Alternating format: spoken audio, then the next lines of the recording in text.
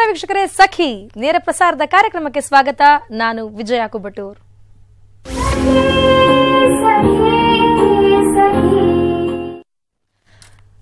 ಉದ್ಯೋಗ ಅನ್ನೋದು ಬರೀ ಪುರುಷರಿಗಷ್ಟೇ ಅನ್ನುವಂತಹ ಕಾಲ ಈ ಮೊದಲಿತ್ತು. ಅದೆಲ್ಲ ಹಳೆ ಕಾಲ ಆಯ್ತು. ಟ್ರೆಂಡ್ ತಕ್ಕಂಗೆ ಬದುಕೋಣ. ಹೀಗಾಗಿ ಉದ್ಯೋಗ ಮನುಷ್ಯನ ಲಕ್ಷಣ. ಮನುಷ್ಯ ಪ್ರತಿಯೊಬ್ಬರು ಕೂಡ ಉದ್ಯೋಗ ಮಾಡಲೇಬೇಕಾಗುತ್ತೆ. ಹೀಗಾಗಿ ಬೇರೆಯವ್ರ ಕೈ ಕೆಳಗೆ ಕೆಲಸ ಮಾಡೋದಕ್ಕೆ ಆಗಲ್ಲ. ನಾನು ಇಂಡಿಪೆಂಡೆಂಟ್ ಆಗಿರ್ಬೇಕು, ಸ್ವಾವಲಂಬನೆ ಜೀವನ ನಂದಾಗಬೇಕು, ಫೈನಾನ್ಷಿಯಲಿ ಸ್ಟ್ರಾಂಗ್ ಆಗಿರ್ಬೇಕು ಅಂತ ಎಲ್ಲ ನೀವು ಯೋಚನೆ ಮಾಡ್ತಾ ಇದ್ರೆ ಡೆಫಿನೆಟ್ಲಿ ಇವತ್ತಿನ ಸಖಿ ನಿಮಗೆ ಸಾಕಷ್ಟು ಮಾಹಿತಿ ನೀಡುತ್ತೆ, ಹೆಲ್ಪ್ ಕೂಡ ಮಾಡುತ್ತೆ.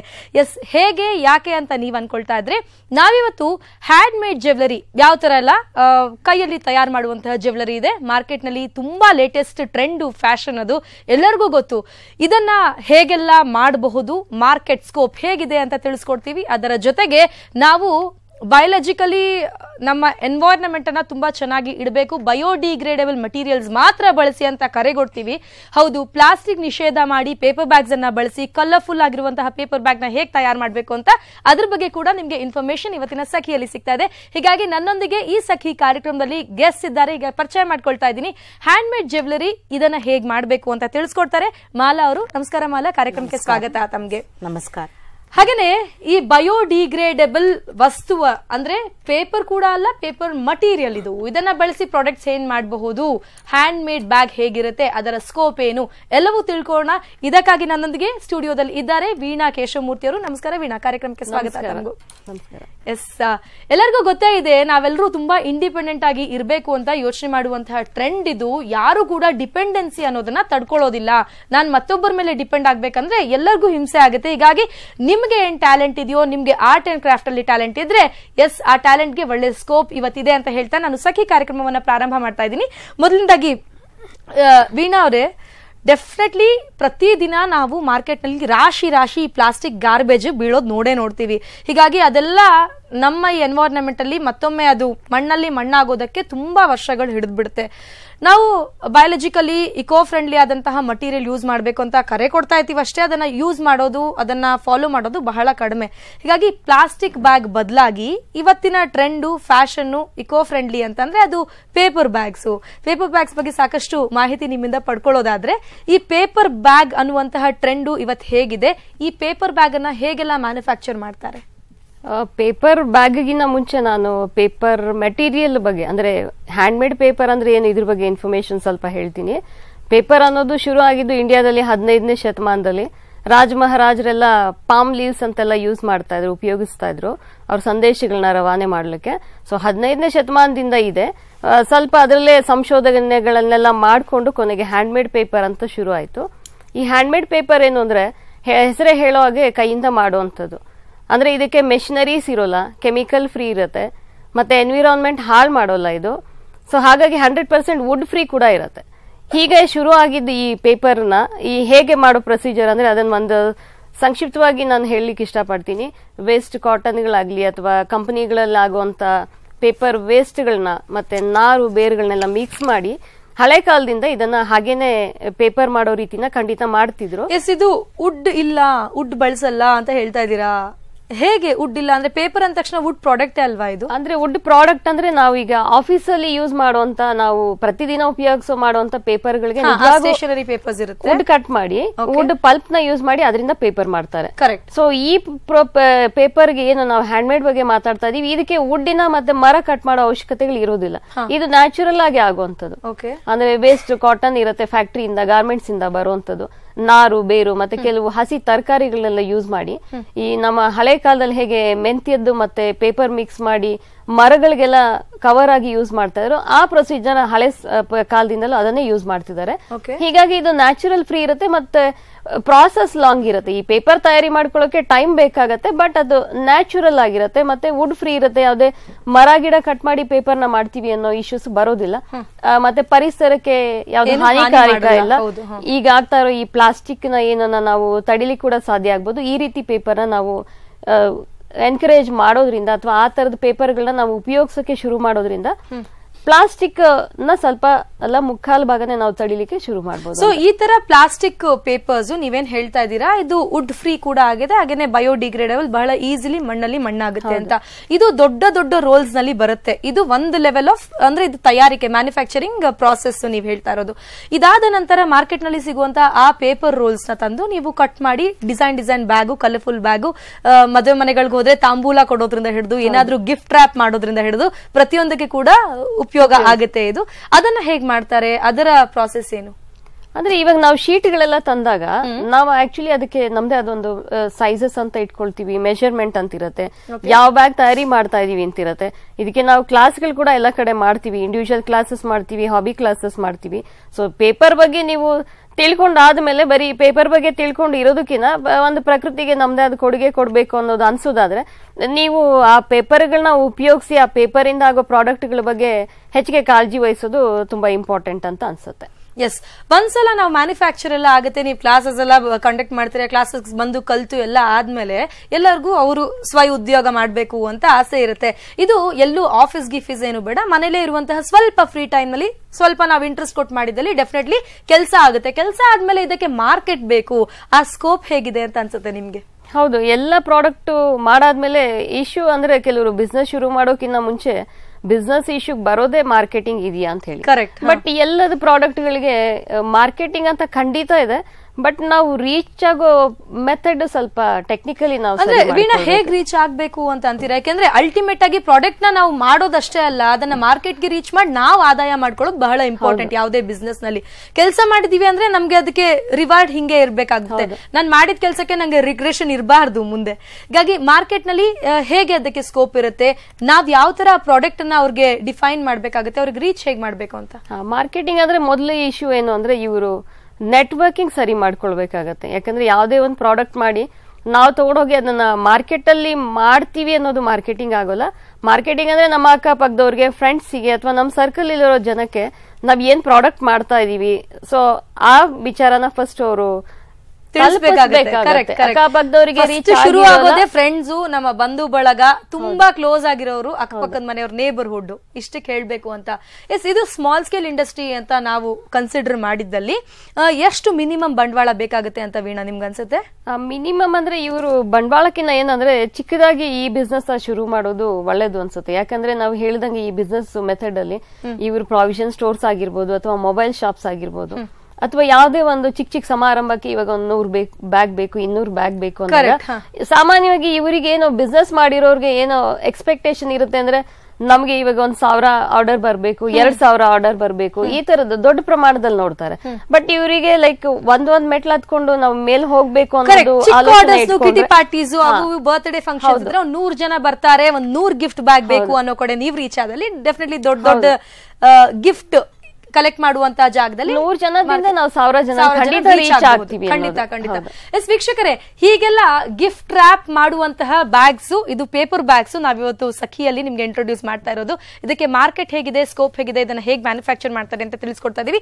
ಇಷ್ಟೇ ಅಲ್ಲ, ಇದನ್ನ ರ್ಯಾಪ್ ಮಾಡುವಾಗ ಏನಾದ್ರೂ ಒಂದು ಐಟಮ್ ಇರ್ಬೇಕಲ್ಲ, ಆ ಐಟಮು ಇವತ್ತು ಬಹಳ ತುಂಬಾ ಕ್ರಿಯೇಟಿವ್ ಆಗಿದೆ, ಟ್ರೆಂಡಿ, ಫ್ಯಾಷನೇಬಲ್. ಏನಂದ್ರೆ ನಾವು ಜ್ಯುವೆಲರಿ ಹಾಕೋತೀವಿ, ಎಲ್ಲವೂ ಬಂಗಾರದ್ದು ಅಥವಾ ಬೆಳ್ಳಿದೇ ಬೇಕು ಅಂತ ಅನ್ನಲ್ಲ. ಹ್ಯಾಂಡ್ ಮೇಡ್ ಜ್ಯುವೆಲರಿ, ಸಾಕಷ್ಟು ಕಲರ್ಫುಲ್ ಆಗಿರುವಂತಹ ಪರ್ಲ್ಸ್ ಎಲ್ಲ ಯೂಸ್ ಮಾಡ್ತೀವಿ. ಅಂತ ಪರ್ಲ್ಸ್ ಇರಬಹುದು, ಬೇರೆ ಬೇರೆ ತರದ ಸ್ಟೋನು, ಅದನ್ನೆಲ್ಲ ಉಪಯೋಗಿಸಿ ನಾವು ಜ್ಯುವೆಲರಿ ಮಾಡಿದಾಗ ಆ ಜ್ಯುವೆಲರಿಗೆ ನಾವು ಮನೆಯಲ್ಲೇ ನಮ್ಮ ಟೇಸ್ಟ್ಗೆ ತಕ್ಕಂಗೆ ಕೂಡ ಅದನ್ನ ಮ್ಯಾನುಫ್ಯಾಕ್ಚರ್ ಮಾಡಬಹುದು. ಆ ಪ್ರಾಸೆಸ್ ಕೂಡ ತಿಳಿಸ್ಕೊಡ್ತೀವಿ. ಅದಕ್ಕೆ ಕೂಡ ನಮ್ಮಲ್ಲಿ ಗೆಸ್ಟ್ ಇದ್ದಾರೆ. ಹೀಗಾಗಿ ಕಾದ್ ಕೂತ್ಕೊಂಡು ನೋಡ್ತಾ ಇರಿ, ಮನೆಯಲ್ಲೇ ಹೇಗೆ ನಾವು ಹ್ಯಾಂಡ್ ಮೇಡ್ ಜ್ಯುವೆಲರಿ ಮಾಡಬಹುದು ಅಂತ ತಿಳಿಸ್ಕೊಡ್ತೀವಿ. ಆದ್ರೆ ಅದಕ್ಕೂ ಮೊದಲು small break.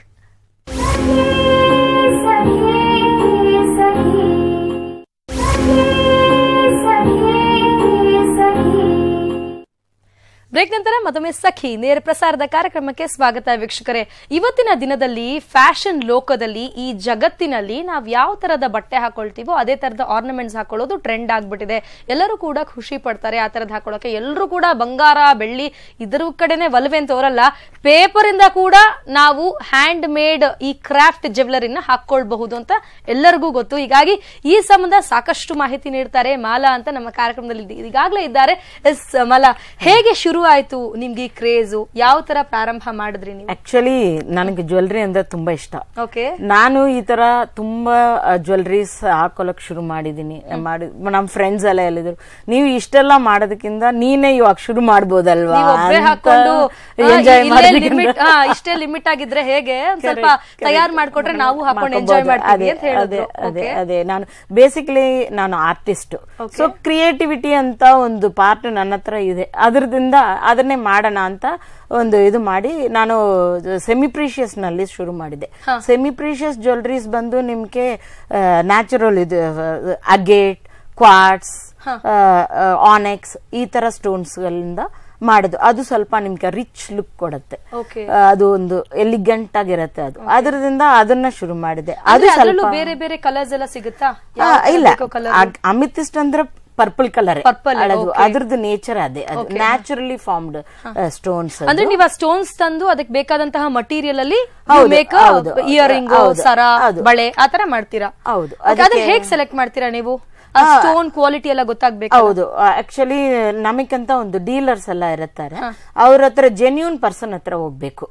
Because semi precious ಅಂದ ತಕ್ಷಣ ರೇಟ್ ಜಾಸ್ತಿ ಕೊಟ್ಟು ತಗೊಳ್ಳುವಾಗ ಕ್ವಾಲಿಟಿ ಸ್ವಲ್ಪ ಚೆನ್ನಾಗಿ ಇರಬೇಕು. ಅದ್ರದಿಂದ ನಾವು ಫಸ್ಟ್ ಡೀಲರ್, ಪ್ರಾಪರ್ ಡೀಲರ್ ಹತ್ರ ಹೋಗ್ಬೇಕು. ಡೀಲರ್ ಇಂದ ನಾವು ಫಸ್ಟ್ ಮೆಟೀರಿಯಲ್ ರೆಡಿ ಮಾಡಬೇಕು. ಅಪಾರ್ಟ್ ಫ್ರಮ್ ಸೆಮಿ ಪ್ರೀಶಿಯಸ್ ನಾವು crystals, genuine crystal jewelleries, glass beads, ಇದು ಡಿಫರೆನ್ಸ್ ಇರುತ್ತೆ ರೇಟ್ಸ್ ನಲ್ಲಿ. ಎಲ್ಲರಿಗೂ ಆಸೆ ಇರುತ್ತೆ ಹಾಕ್ಬೇಕಂತ, ಬಟ್ ಎಲ್ಲರಿಗೂ ತುಂಬಾ ಕಾಸ್ಟ್ಲಿ ಕೊಟ್ಟು ಅಫೋರ್ಡ್ ಆಗ್ಬೇಕಲ್ಲ ಎಲ್ಲರೂ. ಬಂಗಾರಕ್ಕಿಂತ ಕಾಸ್ಟ್ಲಿ, ಬೆಳ್ಳಿಗಿಂತ ಕಾಸ್ಟ್ಲಿ ನೀವೇ ಇಟ್ಬಿಟ್ರೆ ಆರ್ಟಿಫಿಷಿಯಲ್ ಜ್ಯುವೆಲರಿಗೆ ಇಟ್ಸ್ ನಾಟ್ ವರ್ತ್ ಬೈಯಿಂಗ್ ಅಲ್ವಾ?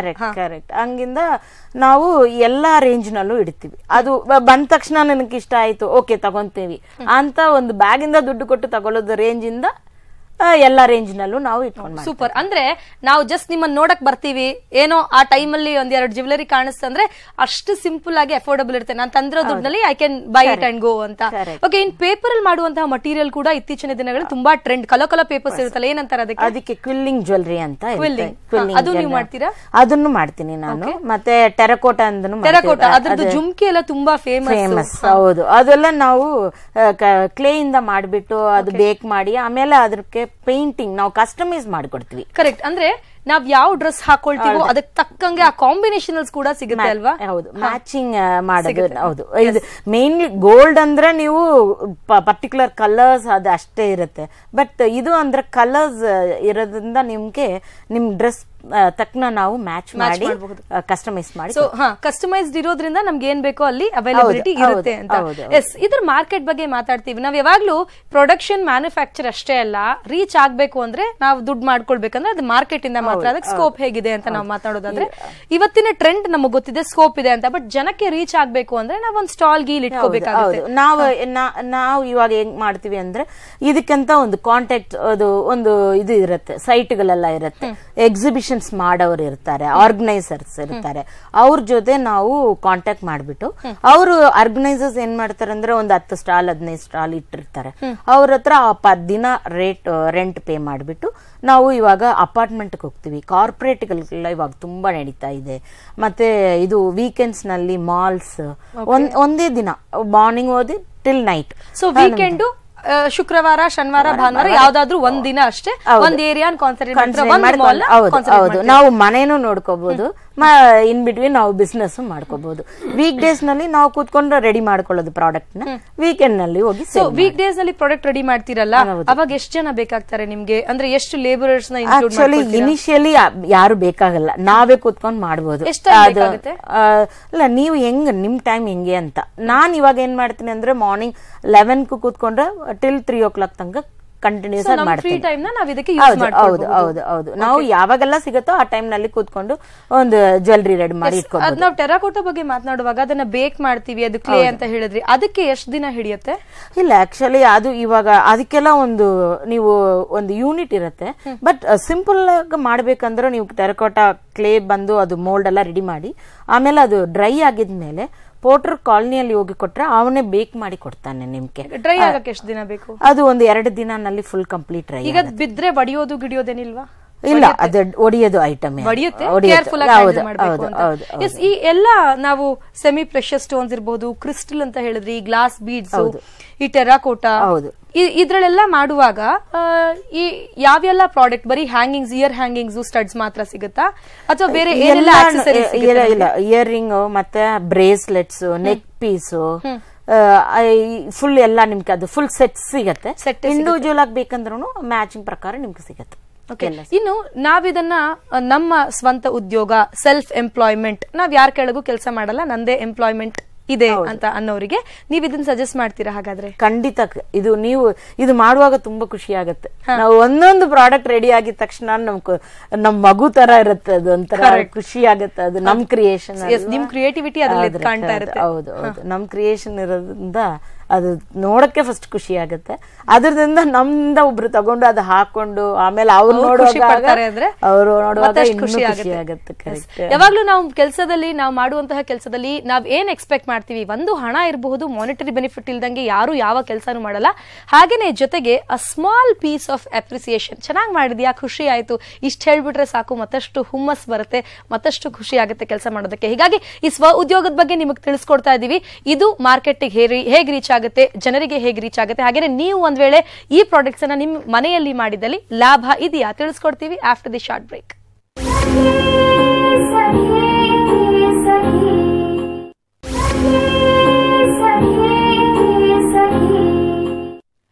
ಬ್ರೇಕ್ ನಂತರ ಮತ್ತೊಮ್ಮೆ ಸಖಿ ನೇರ ಪ್ರಸಾರದ ಕಾರ್ಯಕ್ರಮಕ್ಕೆ ಸ್ವಾಗತ ವೀಕ್ಷಕರೇ. ನಾವ್ ಯಾವಾಗ್ಲೂ ಅಷ್ಟೇ ವಿಮೆನ್ ಓರಿಯೆಂಟೆಡ್ ಪ್ರೋಗ್ರಾಮ್ ಅಂತ ಮಾತನಾಡುವಾಗ, ಹೇಳುವಾಗ ನಾವು ಹೆಚ್ಚಿನ ಸಂಖ್ಯೆಯಲ್ಲಿ ಎಲ್ಲಾ ಸ್ತ್ರೀಯರು ಕೂಡ ಬಹಳ ಇಂಡಿಪೆಂಡೆಂಟ್ ಆಗಿ ಬದುಕಬೇಕು ಅಂತ ಯೋಚನೆ ಮಾಡ್ತಾ ಇರ್ತೀವಿ. ಒಂಚೂರು ಫೈನಾನ್ಷಿಯಲ್ ಅಸಿಸ್ಟೆನ್ಸ್ ಸಿಕ್ಕರೆ ಸಾಕು, ನಾವು ಏನ್ ಬೇಕಾದ್ರೂ ಸಾಧನೆ ಮಾಡಬಹುದು ಅಂತ ಎಲ್ಲರೂ ಪ್ರೂವ್ ಮಾಡಿದ್ದೀವಿ. ಹೀಗಾಗಿ ಮನೆಯಲ್ಲಿ ಕೂತ್ಕೊಂಡು ಎಷ್ಟೋ ಬಾರಿ ಹೇಳ್ತಾರೆ, ಏನ್ ಮಾಡ್ತೀಯ ಕೆಲಸ ಅಂತ ಹೇಳೋರು ಕೂಡ ಇದ್ದಾರೆ. ಅದರ ನಡುವೆ ವಿ ಪ್ರೂವ್ ಆರ್ಸೆಲ್ಸ್ ಅಂತ ಹೇಳುವಾಗ ಡೆಫಿನೆಟ್ಲಿ ಮನೆಯಲ್ಲಿ ಕೂತ್ಕೊಂಡು ನಮ್ಗೆ ಇಂಟ್ರೆಸ್ಟ್ ಇದೆ, ಆರ್ಟ್ ಅಂಡ್ ಕ್ರಾಫ್ಟ್ ಅಲ್ಲಿ ಇಂಟ್ರೆಸ್ಟ್ ಇದೆ, ಈ ತರ ಹ್ಯಾಂಡ್ ಮೇಡ್ ಜ್ಯುವೆಲರಿ ಇರ್ಬೋದು, ಬ್ಯಾಗ್ಸ್ ಇರ್ಬೋದು, ಇನ್ನು ಬೇರೆ ಬೇರೆ ಇದೆ, ಬೇಕಾದಷ್ಟು ಇದೆ ಆಪರ್ಚುನಿಟೀಸ್. ಇದನ್ನ ನಮಗೆ ಇಷ್ಟ ಅಂತ ನೋಡಿ ಸೆಲೆಕ್ಟ್ ಮಾಡ್ಕೊಳ್ಬೇಕು. ಮಾರ್ಕೆಟ್ ಇದೆಯಾ ಇಲ್ವಾ ಅಂತ ನಾವು ನೋಡ್ಬೇಕು. ಎಸ್, ಮಾರ್ಕೆಟ್ ಬಗ್ಗೆ ಮಾತನಾಡುವಾಗ ನಾವು ಹ್ಯಾಂಡ್ ಮೇಡ್ ಪೇಪರ್ ಬ್ಯಾಗ್ಸ್ ಇದ್ರ ಬಗ್ಗೆ ಮಾತನಾಡ್ತಾ ಇದೀವಿ, ಹ್ಯಾಂಡ್ ಮೇಡ್ ಜ್ಯುವೆಲರಿ ಇದಕ್ಕೆ ಎಷ್ಟು ಸ್ಕೋಪ್ ಇದೆ ಅಂತ ಎಲ್ಲ ಮಾತನಾಡ್ತಾ ಇದೀವಿ. ಎಸ್ ವೀಣಾ, ನಿಮ್ಮನ್ನ ಕೇಳೋದಾದ್ರೆ ನಾವು ಸ್ಕೋಪ್ ಬಗ್ಗೆ ಮಾತನಾಡ್ತಾ ಇದ್ವಿ, ಜನಕ್ಕೆ ರೀಚ್ ಆಗ್ಬೇಕು ಅಂತ ಮಾತನಾಡ್ತಾ ಇದ್ವಿ. ಇಷ್ಟೆಲ್ಲ ತಯಾರಾದ ಮೇಲೆ ನಾವು ಮಾರ್ಕೆಟ್ಗೆ ರೀಚ್ ಮಾಡುವಾಗ ನಮಗ್ ಕೂಡ ಒಂದು ಪ್ರೈಸ್ ಇರುತ್ತೆ. ನಾನು ಇಷ್ಟು ಟೈಮ್ ಇನ್ವೆಸ್ಟ್ ಮಾಡಿದ್ದೀನಿ, ಮಟೀರಿಯಲ್ ಪ್ರಾಡಕ್ಟ್ಗೆಲ್ಲ ನಾನು ಇಷ್ಟು ಇನ್ವೆಸ್ಟ್ ಮಾಡಿದ್ದೀನಿ, ನನಗೂ ಚೂರು ಲಾಭ ಆಗ್ಬೇಕು ಅಂತ. ಸೊ ಈ ಹ್ಯಾಂಡ್ ಮೇಡ್ ಪೇಪರ್ ಬ್ಯಾಗ್ಸ್ ನಲ್ಲಿ ಎಷ್ಟು ಲಾಭ ಮಾಡ್ಕೊಳ್ಬಹುದು, ಎಷ್ಟು ಮಾರ್ಜಿನ್ ಇರಬಹುದು ಅಂತ ಅನ್ಸುತ್ತೆ ನಿಮ್ಗೆ? ನಾರ್ಮಲಿ 15% ಮಾರ್ಜಿನ್ ಅಂತ ಇಟ್ಕೊಳ್ತಾರೆ. ಅಲ್ಲ, ಸ್ವಲ್ಪ ಅದು ಎಕ್ಸ್ಪೆನ್ಸಿವ್ ಅಂತ ಅನ್ಸಲ್ವಾ ಈ ನಾರ್ಮಲ್? ಯಾಕೆಂದ್ರೆ 8 ಅಣಿ ₹1ಗೆಲ್ಲ ನಮ್ಗೆ ರೂಪಾಯಿಗೆ 2 ತರ ಪ್ಲಾಸ್ಟಿಕ್ ಬ್ಯಾಗ್ ಬಂದ್ಬಿಡುತ್ತೆ, ಬಟ್ಟೆ ಬ್ಯಾಗ್ ಅಲ್ವಾ? ಇದನ್ನ ಚೆನ್ನಾಗಿದೆ ಅನ್ನೋ ಸಲುವಾಗಿ ತಗೋಬೇಕು ಅಂದ್ರೆ ಕಾಮನ್ ಮ್ಯಾನ್ ಬೇಡ ಬಿಡಪ್ಪ, ಯಾಕೆ ಇದೇ ಸಿಗುತ್ತಲ್ಲ ಅಂತ ಪ್ರಿಫರ್ ಮಾಡೋದು ಕೂಡ ಹೆಚ್ಚೆ. ಬಟ್ ಇದು ಯಾಕೆ ಪ್ರಿಫರ್ ಮಾಡ್ತಾರೆ ಅಂದ್ರೆ ನಮ್ ಮೈಂಡ್ ಸೆಟ್ ಅನ್ನೋದು ಚೇಂಜ್ ಆಗಿಲ್ಲ. ಈ ಹ್ಯಾಂಡ್ ಮೇಡ್ ಪೇಪರ್ ಹೋಗೋದ್ರಿಂದ ಇದು ಕೈಯಲ್ಲೇ ತಯಾರಾಗುವಂತ ಪ್ರಕೃತಿಯಾಗಿ ಇರೋದ್ರಿಂದ ಮಿಷಿನ್ ಅಂತೂ ಯೂಸ್ ಮಾಡ್ಲಿಕ್ಕೆ ಆಗಲ್ಲ. ಸೊ ಇದನ್ನ ಎಷ್ಟು ಜನ ರೂರಲ್ ಏರಿಯಾನಲ್ಲಿ ಅಷ್ಟು ಜನ ವರ್ಕರ್ಸ್ ಮತ್ತು ಕಾರ್ಮಿಕರು ಇದಕ್ಕೆ ತುಂಬಾ ಹಾರ್ಡ್ ವರ್ಕ್ ಹಾಕ್ತಾರೆ. ಸೊ ಈ ಮಹತ್ವ ಗೊತ್ತಾದ್ರೆ ಅವರು ಖಂಡಿತ ಮೈಂಡ್ ಸೆಟ್ ಚೇಂಜ್ ಆಗಿ ಪ್ಲಾಸ್ಟಿಕ್ ಗೆ ಇದನ್ನ ಕಂಪೇರ್ ಮಾಡೋದು ಬೇಡ. ಆದ್ರೆ ₹1 ಆಗೋ ಕೆಲಸಕ್ಕೆ ₹30-40 ಕೊಡ್ತೀವಿ ಅಂದ್ರೆ ರೆಡಿ ಇರ್ತಾರೆ ಜನ ಅಂತ ನಿಮ್ಗನ್ಸುತ್ತಾ? ಬಟ್ ಇದು ನಾವು ಉಪಯೋಗಿಸಿ 4 ಜನಕ್ಕೆ, ಪ್ರಕೃತಿಗೂ ನಮ್ಮಿಂದ ಹೆಲ್ಪ್ ಆಗತ್ತೆ, 4 ಜನಕ್ಕೆ ನಮ್ಮಿಂದ ಸಹಾಯ ಆಗತ್ತೆ ಅನ್ನೋ ಒಳ್ಳೆ ಮನೋಭಾವ, ಮೈಂಡ್ ಸೆಟ್ ಅಂತ ಹೇಳ್ತೀವಿ. ಭಾರವನ್ನ ತಡೆಯುತ್ತಾ ಇದು ಏನಾದ್ರೂ? 5 kg ಅಷ್ಟು ಭಾರವನ್ನ ಆರಾಮಾಗಿ ಹಾಕೊಳ್ಬಹುದು. ಅಂಡ್ ಇದು ಪ್ರತಿ ದಿವಸದ ಬರೀ ಕಾಸ್ಟ್ಲಿ ಶೀಟೇ ಯೂಸ್ ಮಾಡಿ ಅಂತಲ್ಲ, even day to day activities ಗೆ ಅವರು ನ್ಯೂಸ್ ಪೇಪರ್ ಅಲ್ಲಿ ಕೂಡ ಬ್ಯಾಗ್ ಮಾಡಿ ಪ್ರಾವಿಷನ್ ಸ್ಟೋರ್ ಹೋಗೋದು ಅಥವಾ ವೆಜಿಟೇಬಲ್ ಶಾಪ್ ಗೆ ಇದನ್ನ ಅವ್ರು ಯೂಸ್ ಮಾಡಬಹುದು. ಇವಾಗ ಪಾರ್ಟಿ ಫಂಕ್ಷನ್ಸ್ ಗೆಲ್ಲ ನಾವು ನ್ಯೂಸ್ ಪೇಪರ್ ಅಲ್ಲಿ ಮತ್ತೆ ಅಥವಾ ಕಾಸ್ಟ್ಲಿ ಕಮ್ಮಿ ಅಂತ ನಾವು ಲೆಕ್ಕಾಚಾರ ಹಾಕೊಂಡು ಹೋಗಕ್ಕಾಗಲ್ಲ. ಫಂಕ್ಷನ್ಸ್ ಗಳಿಗೆ ಅವರು ಕಾಸ್ಟ್ಲಿ ಶೀಟ್ ಗೆ ಹೋಗ್ಬೇಕಾಗತ್ತೆ ಬ್ಯಾಗ್ ಮಾಡೋದಕ್ಕಾಗ್ಲಿ, ಅಥವಾ ಒಂದು ತಾಂಬೂಲ ಬ್ಯಾಗ್ ಅಂತ ಹೇಳ್ತೀವಿ ಈಗ ಮದುವೆಗಳಿಗೆ, ಸಮಾರಂಭಗಳಿಗೆ. ತೆಂಗಿನಕಾಯಿ ಹಿಡಿಯಷ್ಟು ಭಾರವನ್ನು ಹಿಡಿಯುತ್ತೆ ಖಂಡಿತ. ಒಂದು ತೆಂಗಿನಕಾಯಿ, 2 ಬಾಳೆಹಣ್ಣು ಮತ್ತೆ ಬ್ಲೌಸ್ ಪೀಸ್ ಎಲ್ಲ ಇಟ್ಟಿರ್ತಾರೆ. ಸೊ ವೆಯ್ಟ್ ಆರಾಮ್ಸೆ ಅದು ಹೋಲ್ಡ್ ಮಾಡುತ್ತೆ. ನಾವು ಈಗ ಮನೇಲಿ ಕುತ್ಕೊಂಡು ನಾನೇನಾದ್ರೂ ಮಾಡಬೇಕು ಅಂತ ಯೋಚನೆ ಮಾಡ್ತಿರುವಂತಹ ಹೆಣ್ಮಕ್ಕಳಿಗೆ ನೀವು ಸಜೆಸ್ಟ್ ಮಾಡ್ತೀರಾ, this business is good, reach ಆಗಬಹುದು, ಮಾರ್ಕೆಟ್ ಲಾಭ ಮಾಡ್ಕೊಳ್ಬಹುದು ಅಂತ ಸಜೆಸ್ಟ್ ಮಾಡ್ತೀರಾ? ಹಾಗಾದ್ರೆ ಖಂಡಿತ ಲಾಭ ಮಾಡ್ಕೊಳ್ಬಹುದು. ಬಟ್ ಏನಂದ್ರೆ ಅವರು ಬರೀ ಬ್ಯಾಗ್ ಒಂದು ಕಲ್ತ್ರೆ ಸಾಲದು, ಬ್ಯಾಗಿಗೆ ತಕ್ಕಂತೆ ಮಾರ್ಕೆಟಿಂಗ್ ಈಗ ಏನಿದೆ ಅಂದ್ರೆ ಟೆಕ್ನಾಲಜಿ ಇದೆ, ಬರೀ ನಮಗ್ ಬ್ಯಾಗ್ ಒಂದ್ ಬರುತ್ತೆ ಅಂತ ಮಾರ್ಕೆಟಿಂಗ್ ಯಾವ್ದೋ ವ್ಯಕ್ತಿನ ಇಟ್ಕೊಂಡಿದೀವಿ ಅಂದ್ರೆ ಅದು ತಪ್ಪು. ಅದು ಅವ್ರ ವಿಚಾರನ ಬೆಳೆಸ್ಕೊಳ್ಬೇಕು. ಅಪ್ಡೇಟ್ಸ್ ಏನಾಗ್ತಾ ಇದೆ ಇವಾಗ, ಮೊಬೈಲ್ ಅಪ್ಲಿಕೇಶನ್ಸ್, ನೆಟ್ವರ್ಕ್, ಇಂಟರ್ನೆಟ್, ಎಲ್ಲಾ ಫೆಸಿಲಿಟೀಸ್ ನ ಮಾಡಿ ಸೋಷಿಯಲಿ ಆಕ್ಟಿವ್ ಆಗಿರ್ಬೇಕು. ಹೌದು. ಅಂಡ್ ಕೂತ ಜಾಗದಲ್ಲೇ ಅವ್ರ ಪ್ರಾಡಕ್ಟ್ಸ್ ನ ಅಡ್ವರ್ಟೈಸ್ ಮಾಡೋಕೆ ಬೇಕಾದಷ್ಟು ಅನುಕೂಲಗಳು ಇರೋದ್ರಿಂದ ಸೊ ಟೆಕ್ನಾಲಜಿ ವೈಸ್ ಸ್ವಲ್ಪ ಮಾಡರ್ನಿಟಿ ಬೆಳೆಸ್ಕೊಳ್ಬೇಕಾಗತ್ತೆ. ಖಂಡಿತ ಆ ವೇನಲ್ಲಿ ಖಂಡಿತ ಅವರು ಮಾಡ್ತೀನಿ ಅಂತ ಹೇಳಿದ್ರೆ ಖಂಡಿತ ರೀಚ್ ಆಗ್ಬೋದು. ಎಸ್. ಹಾಗೇನೆ ಮಾಲಾ, ನಿಮ್ ಹತ್ರ ಮಾತನಾಡುವಾಗ ಸ್ಕೂಲಲ್ಲಿ ಕೂಡ ಈ ಆರ್ಟ್ ಕ್ರಾಫ್ಟ್ ಅನ್ನೋದಕ್ಕೇನೆ ಒಂದ್ ಪೀರಿಯಡ್ ಮೀಸಲಿಟ್ಟಿರ್ತಾರೆ. ಸುಮಾರು 40 minutes ಇಂದ 1 hour ಪೀರಿಯಡ್ ಇದಕ್ಕೆ ಅಂತಾನೆ ಇರುತ್ತೆ.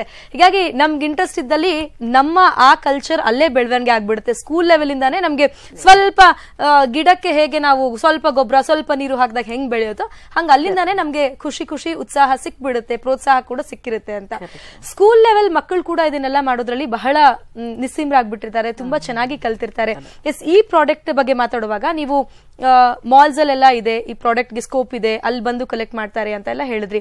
ಇದನ್ನು ಹೊರತುಪಡಿಸಿದ್ರೆ ನೀವು ಸ್ಟಾಲ್ ಗೀಲ್ ಇಟ್ಕೊಂಡಾಗ ನಿಮ್ ಹತ್ರ ಜನ ಬಂದು ನಾನು ಇದನ್ನ ಕಲಿಬೇಕು ಅಂತ ಯಾರಾದ್ರೂ ಅಪ್ರೋಚ್ ಮಾಡಿದಾರಾ? ಖಂಡಿತ ಕ್ಲಾಸ್ ಮಾಡ್ತೀರಾ ಅಂತ ಕೇಳ್ತಾರೆ, ಕ್ಲಾಸಸ್ ಎಲ್ಲ ಮಾಡ್ತೀರಾ. ಬಿಕಾಸ್ ಅವ್ರವ್ರು ಕಲ್ತ್ಕೊಂಡ್ರೆ ಇನ್ನೂ ಸ್ವಲ್ಪ ಅವ್ರ ಐಡಿಯಾಸ್ ಇಂದ ಇನ್ನೂ ನ್ಯೂ ಐಟಮ್ಸ್ ಬರುತ್ತಲ್ವಾ, ಒಬ್ಬೊಬ್ಬರ ಐಡಿಯಾ ಇಂದ ಇನ್ನೊಂದು ನ್ಯೂ ಬರುತ್ತೆ ನಮಗೆ. ಖಂಡಿತ ಕೇಳ್ತಾರೆ. ಇದು ನೀವು ಮನೆಯಿಂದಾನೇ ಅವ್ರವ್ರು ಒಂಚೂರು ಬೇಸಿಕ್ ಕಲ್ತ್ಕೊಂಡ್ರೆ ಅವ್ರ ಕ್ರಿಯೇಟಿವಿಟಿ ಇಟ್ಕೊಂಡು ಅಲ್ಲಿಂದ ಜಾಸ್ತಿ ನಾವು ಮಾಡ್ಕೋಬಹುದು. ಎಸ್. ಹಾಗೇನೆ ಈ ಹ್ಯಾಂಡ್ ಮೇಡ್ ಜ್ಯುವೆಲರಿ ಅಂದ ತಕ್ಷಣ ನಾವು ನಮ್ಮ ಸೀರೆಗೆ ಕುರ್ತಾಗೆ ಇಷ್ಟಕ್ಕೆ ಮ್ಯಾಚ್ ಆಗುತ್ತೆ ಅಂತಲ್ಲ, ಸ್ವಲ್ಪ ಟ್ರೆಂಡಿ ಆಗಿ ಫಾರ್ಮಲ್ ವೇರ್ ಕೂಡ ಇದು ಮ್ಯಾಚ್ ಆಗುತ್ತೆ. ಜೊತೆಗೆ ಫಾರಿನರ್ಸ್ ಕೂಡ ತುಂಬಾ ಆಕರ್ಷಣೆಗೆ ಒಳಪಟ್ಟಿದ್ದಾರೆ, ಖುಷಿ ಪಡ್ತಾರೆ ಹಾಕೊಳ್ಳೋದಕ್ಕೆ. ಹೇಗಿದೆ ಅನ್ಸುತ್ತೆ ಈ ಟ್ರೆಂಡ್ ನಿಮಗೆ? ಅಯ್ಯೋ, ನನಗೆಲ್ಲ ತುಂಬಾ ಫಾರಿನ್ ಕಸ್ಟಮರ್ಸ್ ಇದ್ದಾರೆ. Foreign customers especially semi precious with thread work ಎಲ್ಲ ನೀವು ಅದು ತಗೊಂಡು ರೆಗ್ಯುಲರ್ ಆಫೀಸ್ ವೇರ್ ಎಲ್ಲ ಹಾಕೊಂಡು ಹೋಗ್ತಾರೆ. ತುಂಬಾ ಜನ ಒಂದು 4-5 ಪೀಸ್ ಎಲ್ಲ ತಗೊಂಡು ಹೋಗ್ತಾರೆ ಬಂದು. ಆ ತರ ತುಂಬಾ. ಈಗ ಥ್ರೆಡ್ ಅಂತ ಹೇಳಿದ್ರಿ, ಥ್ರೆಡ್ ಅಂದ್ರೆ ಯಾವ ತರ ಥ್ರೆಡ್ ಅನ್ನು ಯೂಸ್ ಮಾಡ್ತೀರಾ? ಇಲ್ಲ, ಆಕ್ಚುಲಿ ಇದು ಕಾಟನ್ ಥ್ರೆಡ್ಸ್ ದೇ. ಅದು ಸಿಲ್ಕ್ ಮಿಕ್ಸ್ ಇರುತ್ತೆ. ಇನ್ ಬಿಟ್ವೀನ್ ನಾವು ನಾಟ್ ಹಾಕೊಂಡು ಹೋಗ್ಬೇಕು. ಸೊ ಸೆಮಿ ಪ್ರೀಶಿಯಸ್ ಮತ್ತೆ ಅದು ನಾಟ್ ಇನ್ ಬಿಟ್ವೀನ್ ಒಂದು ಆಕ್ಸಿಡೈಸ್ಡ್ ಸಿಲ್ವರ್ ಬೀಡ್ಸ್ ಆ ತರ ಮಿಕ್ಸ್ ಮಾಡಿ ಮಾಡಿದ್ರೆ ಅದಕ್ಕೊಂದು ರಿಚ್ನೆಸ್ ಇರುತ್ತೆ. ಇದು ಒಬ್ಬರೇ ಮಾಡುವಂತಹ ಕೆಲಸನ ಅಥವಾ ಯಾರಾದ್ರೂ ನಮಗ್ ಸಹಾಯಕ್ಕೆ ಬೇಕೇ ಬೇಕಪ್ಪ ಅಂತ ಅನ್ಸುತ್ತಾ? ಇಲ್ಲ, ನಾವೇ ಕೂತ್ಕೊಂಡು ಯಾರು ಹೆಲ್ಪ್ ಬೇಡ, ನಾವೇ ಮಾಡಬಹುದು ಕೆಲಸ. ಏನು ಬೇಡವೇ ಬೇಡ, ನಾವೇ ಮಾಡ್ತೀವಿ. ಹಾಗೇನೆ ನಾವ್ ಯಾವಾಗ್ಲೂ ಬೆಂಗಳೂರು ಬಗ್ಗೆ ಮಾತಾಡ್ಲೇಬೇಕಾಗುತ್ತೆ. ಬೆಂಗಳೂರಿನಲ್ಲಿ ಯಾವುದೇ ಮಾರ್ಕೆಟ್ ಇರಬಹುದು, ಯಾವುದೇ ಏನೇ ಐಟಮ್ ಇರಬಹುದು, ನಿಜವಾಗ್ಲೂ ಮೋಸ ಇಲ್ಲ. ಇಲ್ಲಿ ಎಲ್ಲಾ ಸೇಲೆಬಲ್. ಹೀಗಾಗಿ ಇಬ್ಬರನ್ನು ಕೇಳ್ತಾ ಇದೀನಿ, ಈ ಪ್ರಾಡಕ್ಟ್ ಅವೈಲೇಬಿಲಿಟಿ, ರಾ ಮೆಟೀರಿಯಲ್ ಬೇಕಲ್ಲ, ಏನ್ ಹೇಳ್ತೀರಾ? ರಾ ಮೆಟೀರಿಯಲ್ ಎಲ್ಲ ಈಸಿಯಾಗಿ ಸಿಗುತ್ತಾ ವೀಣಾ? ಹಾಗಾದ್ರೆ ಎಲ್ಲ ಸಿಗುತ್ತೆ. ಚಿಕ್ಕಪೇಟೆಗೆ ಹೋದ್ರೆ, ಮಾರ್ಕೆಟಿಗೆ ಹೋದ್ರೆ ಸಿಗುತ್ತೆ. ಸ್ವಲ್ಪ ಹುಡುಕ್ಬೇಕಲ್ವಾ? ಹುಡುಕ್ಬೇಕು. ಓಕೆ, ನೀವು ಬೇರೆ ಕಡೆಯಿಂದೆಲ್ಲ ತರಿಸ್ತೀರಾ ಸೆಮಿ ಪ್ರೆಷಸ್ ಸ್ಟೋನ್ಸ್ ಅಂತ ಹೇಳಿದ್ರಿ. ಅಂದ್ರೆ ಬೆಂಗಳೂರು ಹೊರತುಪಡಿಸಿ ಬೇರೆ ಕಡೆಯಿಂದ? ಹೌದು, ಜೈಪುರ್ನಲ್ಲಿ ಮೇನ್ ಜೈಪುರ್. ಅಲ್ಲಿ ನಿಮ್ಗೆ ಜೆನ್ಯೂನ್ ಒಂದು ಡೀಲರ್ ನೀವು ಸಿಕ್ಕಿದ್ರೆ ಅವರಿಂದ ನಿಮ್ಗೂ ಒಂದು ಇನಿಷಿಯಲ್ ಕಾಂಟ್ಯಾಕ್ಟ್, ಆಮೇಲೆ ಅವ್ರಿಗೂ ನಿಮ್ಗೂ ಒಂದು ರಿಲೇಶನ್ಶಿಪ್ ಸರಿ ಇದ್ರೆ ಆನ್ಲೈನ್ ನಲ್ಲೇ ಆರ್ಡರ್ ಮಾಡಿ ನಿಮ್ಮ ಐಟಮ್ ನ ತರಿಸ್ಕೊ. How is its life? ಎಷ್ಟು ದಿನ ಬಾಳಿಕೆ ಬರುತ್ತೆ ಯಾವ್ದಾದ್ರು ಈ ತರ ಆರ್ಟಿಫಿಷಿಯಲ್ ಜ್ಯುವೆಲರಿ? ಜನರಲಿ ಅದೇ ಕಾಸ್ಟ್ಲಿ ಸೆಮಿ ಪ್ರೀಶಿಯಸ್ ಎಲ್ಲ ಲೈಫ್ ಲಾಂಗ್ ಇರುತ್ತೆ. ಅದು ಏನೂ ಆಗಲ್ಲ, ಅದು ಲೈಫ್ ಹಂಗೆ ಇರುತ್ತೆ. ಮಿಕ್ಕಿದು ನೀವು depends how much you are paying ಅಂತ ಇರುತ್ತೆ. ಎಷ್ಟು ಪೇ ಮಾಡ್ತಿರೋ ಅಷ್ಟು ತೀರಾ ಪೇಪರ್ದು ಅಂದ್ರೆ ಎಷ್ಟು ಅಂತ ನಮ್ಗೆ ಗೊತ್ತಿರುತ್ತೆ. ಹೌದು, ಬೈ ಮಿಸ್ಟೇಕ್ ನೀವು ವಾಟರ್ ಹಾಕಿದ್ರೇನು, ಈವನ್ ದೋ ಅದ್ರಲ್ಲಿ ನಾವು ವಾರ್ನಿಶ್ ಎಲ್ಲ ಹಾಕ್ತಿವಿ, ಆದ್ರೇನು ಅದ್ರ ಸ್ವಲ್ಪ ಲೈಫ್ ಕಡಿಮೆ. Because you are paying only 50 rupees for that. Correct. Ultimately ನೀವ್ ಇದನ್ನ ನಮ್ಮ ವೀಕ್ಷಕರಿಗೆ ಕಲಿಬಹುದು, ಮಾರ್ಕೆಟ್ ಇದೆ, ಸ್ಕೋಪ್ ಇದೆ ಅಂತ ಸಜೆಸ್ಟ್ ಮಾಡ್ತೀರಾ? ಖಂಡಿತ ಸಜೆಸ್ಟ್ ಮಾಡ್ತೀನಿ. ಅದರಿಂದ ನೀವು ಮನೆಯಿಂದಾನೇ ಕೂತ್ಕೊಂಡು ಸಂಪಾದನೆ ಮಾಡಬಹುದು. ನೀವು ನಿಮ್ ಫ್ಯಾಮಿಲಿಗೆ ಸಪೋರ್ಟ್ ಮಾಡ್ತೀರಾ ಅಂತ ಖುಷಿ ಆಗತ್ತೆ ನಮ್ಗೆ. ಅದ್ರನ್ನೇ ಮೇನ್ ಇದು. At least we will encourage our self. ಇದನ್ನ ಒಪ್ಲೇಬೇಕು. ನನ್ ಮನೇಲಿ ಖಾಲಿ ಫ್ರೀಯಾಗಿ ಕೂತಿಲ್ಲ, ನಾನು ಸಪೋರ್ಟ್ ಮಾಡ್ತಾ ಇದ್ದೀನಿ ಫ್ಯಾಮಿಲಿಗೆ ಅಂತ ಈ ಮೂಲಕ ಕೂಡ ಪ್ರೂವ್ ಮಾಡಬಹುದು. Yes, thank you so much Veena ಹಾಗೇನೆ ಮಾಲಾ. ಇಲ್ಲಿ ಬಂದು ಸಾಕಷ್ಟು ಮಾಹಿತಿ ನೀಡಿದೀರಾ. ನಾವ್ ಯಾವಾಗ್ಲೂ ವಿಮೆನ್ ಎಂಪವರ್ಮೆಂಟ್ ಬಗ್ಗೆ ಮಾತಾಡ್ತಾ ಇರ್ತೀವಿ. ನಾವ್ ಹೇಗೆ ಎಂಟರ್ಪ್ರಿನರ್ಶಿಪ್ ಅನ್ನ, ಆ ಬಿಸ್ನೆಸ್ ನ ಶುರು ಮಾಡ್ಬೇಕಂತ ಸಾಕಷ್ಟು ಮಾಹಿತಿ ಕೊಟ್ರಿ. Thank you so much. Thank you so much. ವೀಕ್ಷಕರೇ, ಸ್ವ ಉದ್ಯೋಗ ಅನ್ನೋದು ಪ್ರತಿಯೊಬ್ಬರಿಗೂ ಬೇಕಾಗುತ್ತೆ. ಹೀಗಾಗಿ ಈ ದಿನದಲ್ಲಿ ಎಸ್ಪೆಷಲಿ ಮಹಾನಗರಗಳಲ್ಲಿ ಅಥವಾ ನೀವು ಎಲ್ಲೇ ಇದ್ದೀರಾ, ಎಲ್ಲೇ ಇದ್ರೂ ಕೂಡ ಈ ತರದ ಹ್ಯಾಂಡ್ ಮೇಡ್ ಕ್ರಾಫ್ಟು ಬ್ಯಾಗ್ಸು ಇವಿಷ್ಟೇ ಅಲ್ಲ, ಬರೀ 2 ಐಟಮ್ ಮಾತ್ರ ಇವತ್ತು ನಾವು ಸಖಿಯಲ್ಲಿ ತೋರಿಸ್ತಾ ಇರೋದು. ಈ ತರ ಬೇಕಾದಷ್ಟು ಐಟಮ್ ನಿಮ್ಮ ಕ್ರಿಯೇಟಿವಿಟಿಗೆ ತಕ್ಕಂಗೆ, ನಿಮ್ಮ ಇಂಟ್ರೆಸ್ಟ್ಗೆ ತಕ್ಕಂಗೆ ಮಾರ್ಕೆಟ್ ನಲ್ಲಿ ಜಾಗವನ್ನ ಪಡ್ಕೊಳ್ಳುತ್ತೆ. ಹೀಗಾಗಿ ಈ ನಾವಿರುವಂತಹ ಜನರೇಷನ್ ನ, ಈ ಟೈಮ್ ನ ನೀವು ಕೂಡ ಸದುಪಯೋಗ ಮಾಡ್ಕೊಳ್ಳಿ ಅಂತ ಹೇಳ್ತಾ ಸಖಿ ಕಾರ್ಯಕ್ರಮ ಮುಗಿಸ್ತಾ ಇದ್ದೀನಿ. ಧನ್ಯವಾದ.